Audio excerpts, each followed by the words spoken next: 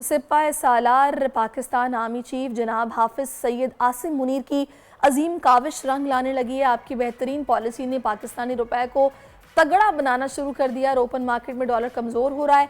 इम्कान है कि आज भी डॉलर की कदर में मजीद कमी रिकॉर्ड की जाएगी। इस वक्त इकनॉमिक एक्सपर्ट खाकान नजीब साहब हमें ज्वाइन कर चुके हैं। अस्सलाम वालेकुम खाकान साहब।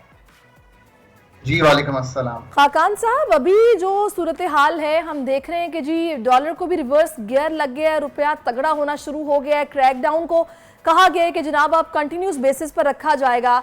आप डायरेक्शन बिल्कुल ठीक देख रहे हैं? देखिए, इसको इस तरह समझिए कि पाकिस्तान का जो इंटरबैंक का मार्केट है उसमें अगर आप देखें तो इतना प्रेशर नहीं था।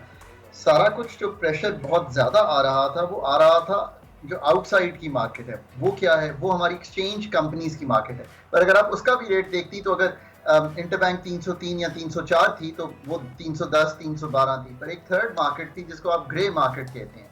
वो एक इनफॉर्मल इललेजिटिमेट किस्म की मार्केट थी जिसकी मॉनिटरिंग, जिसका क्रैकडाउन कहें, जिसकी कंप्लायंस कहें, इन सब चीज़ों की वहाँ पे ज़रूरत थी। Administrative action was necessary here. हर चीज़ जो है वो मतलब जो फॉर्मल सेक्टर है उससे अगर बाहर निकल कर इनफॉर्मल में चली जाए और लोग सिर्फ स्टोर ऑफ वैल्यू बना लें डॉलर को और ये भूल जाएं कि ये एक ज़रूरत की चीज़ है। जब आप ट्रैवल करते हैं या इलाज के लिए जाते हैं या किसी एजुकेशन के लिए जाते हैं या इंपोर्ट करते हैं और उसको स्टोर ऑफ वैल्यू बना के एक ट्रेडिंग हब बना लें तो उसको एडमिनिस्ट्रेटिवली कर्व करना, ओवर द बॉर्डर अफगानिस्तान की स्मगलिंग को कर्व करना, ये कर्व करना आई थिंक जरूरी था। So I think those actions were right, they were legitimate. और उसको अब हम अगर कंटिन्यू करेंगे और इंश्योर करेंगे कि जो एक्सचेंज कंपनीज हैं उनका कारोबार जो है कंसोलिडेट हो।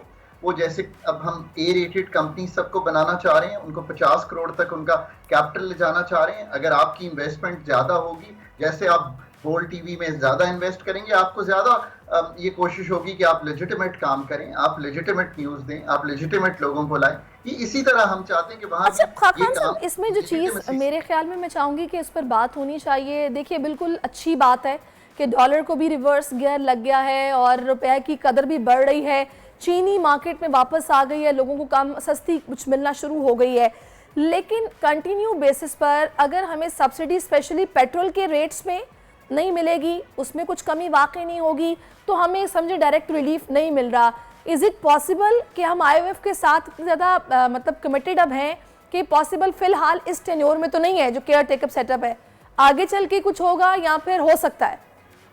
तो आपने दो बातों का जिक्र किया। गवर्नमेंट का काम एडवोकेसी करना और सिग्नल करना है टू द मार्केट्स कि होर्डिंग फॉर एग्जांपल चीनी में, या अगर ये कहा जाए कि 2 मिलियन टन चीनी है और पाकिस्तान की जो माहाना खपत है वो तकरीबन 6 लाख के करीब है।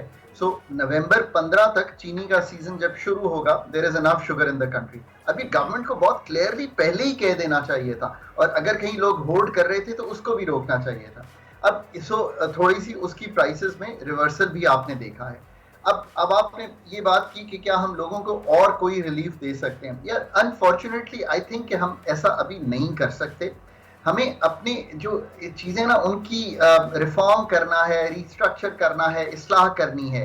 अभी जो वक्त है वो पाकिस्तान की अब वो काम करने का है। अगर आप एनर्जी में किसी को चाहते हैं कि ये कीमतें इस तरह ना बढ़ें तो एनर्जी सेक्टर को ठीक कीजिए। ये रिफॉर्म से भी आगे चला गया है, इसको डिसमेंटल करना है, डिसरप्ट करना है, प्राइवेट सेक्टर को देना है, गैस का सही जगह इस्तेमाल करना है, ये IPPs के साथ मुआहदे जाके दोबारा डिस्कस करने हैं, ये गैस जो हम एफ्लुएंट सोसाइटीज़ को देते हैं उससे वापस लेनी है, उनको बिजली पे लाना है ताकि हम गैस एफिशिएंटली यूज़ कर सकें पावर बनाने में। मैं ये चीज़ें आपके सामने इसलिए रख रहा हूँ कि अब वक्त, अगर आप रिलीफ वाकई देना चाहते हैं, लेट्स से कि आप कहेंगे नहीं हम सीरियस हैं रिलीफ देने पे, तो फिर ये सीरियस काम कीजिए। जब आप ये सीरियस काम करेंगे तो ये जो रिलीफ है ना ये आपको देती दिखाई देगी। अच्छा खाकान साहब, आपको पता है कि हम हर साल की बात करते हैं कि जनाब सभी को पता है कि सर्दियाँ आती हैं तो गैस की किल्लत हो जाती है, लोड शेडिंग गैस की बहुत ज़्यादा हो जाती है।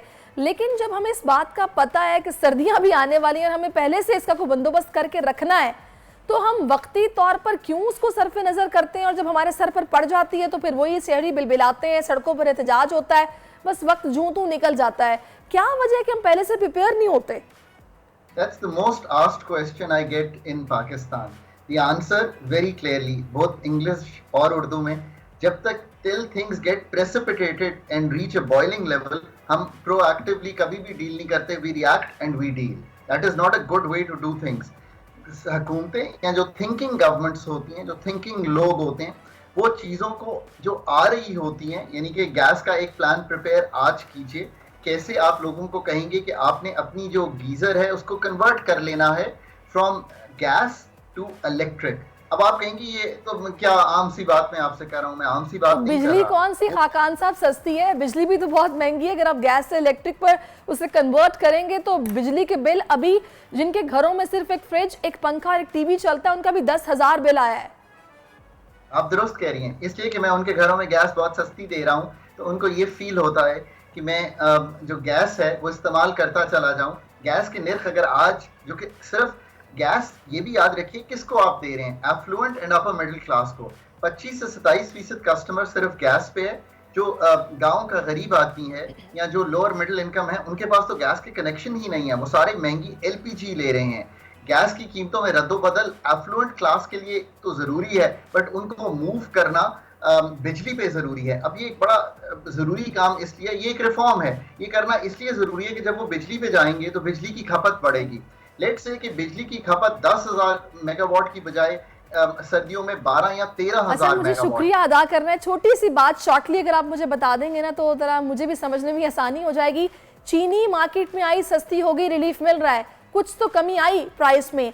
डॉलर सस्ता हुआ है, हम जब डॉलर बढ़ता है तो कहते हैं जी 400 शेयर्स के साथ जुड़ी हुई है जो महंगी हो जाती हैं, क्यों सस्ती नहीं हो रही? इमीडिएटली तो इम्पैक्ट नहीं आएगा, बट जो पेट्रोलियम प्रोडक्ट्स है स्पेशली, उसका बहुत बड़ा ताल्लुक है इससे। उनकी अगर बढ़ना जो है वो कम हो जाए, यानी कि अगर 10 रुपए बढ़नी थी और वो 8 रुपए बढ़े, तो आप ये समझें कि ये रुपी के स्ट्रेंथनिंग का ही इफेक्ट है जो आप देख रहे हैं। सही, thank you so much Khaqan Najeeb साहब, आप हमारे साथ मौजूद ने हमें समझाए ये मामलात जो कि एक आम आदमी की समझ में एकदम से नहीं आते। ज़ाहिर है पॉलिसीज़ और फिर क्या होना चाहिए क्या नहीं होना चाहिए, इकोनॉमिक एक्सपर्ट ही बेहतर बता सकता है। सब्सक्राइब करें और बेल दबाएं ताकि कोई खबर रह न जाए।